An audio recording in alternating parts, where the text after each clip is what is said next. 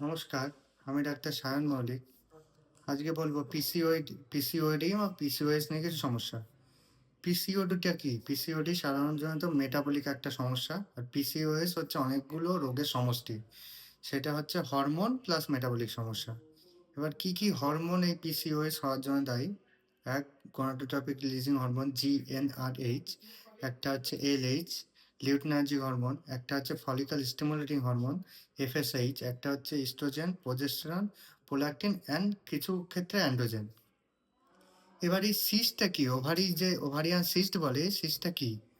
অনেকগুলো ফলিকেল একসঙ্গে তৈরি হয়, কিন্তু সেগুলো হচ্ছে পরিপক্ক হতে পারে না, মানে একসঙ্গে তৈরি হলেও সেগুলো একবারে ম্যাচিওর হতে পারে না। যারা ম্যাচিওর হতে পারে না তারা অপরিণত অবস্থায় থেকে যায়, এইগুলোই সিস্টের আকার ধারণ করে।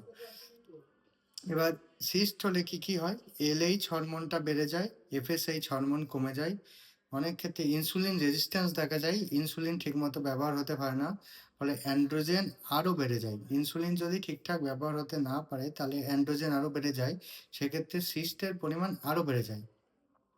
এবার কি লক্ষণ দেখা যায়?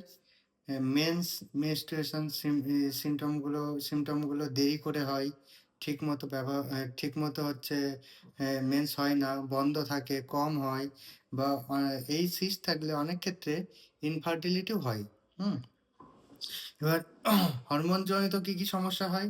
ব্রণ হতে পারে, চুল পড়ে যেতে পারে, অনেক সময় দেখা যায় মেয়েদের মুখে লোম লোম দেখা যায় অনেক, তার সাথে ইনফার্টিলিটি কেসেও ভুগতে পারে, মানে এই সিস্ট ধরে অনেকদিন ধরে থেকে যায় তখন ইনফার্টিলিটিও দেখা যায়। এবার এই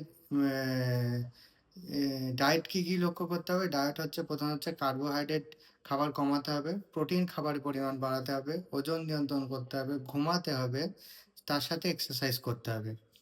এ এই নিয়ে পুরো পিসিওএস এর সিমটমটা অনেকটাই আপনাদের বলে দিলাম। নমস্কার।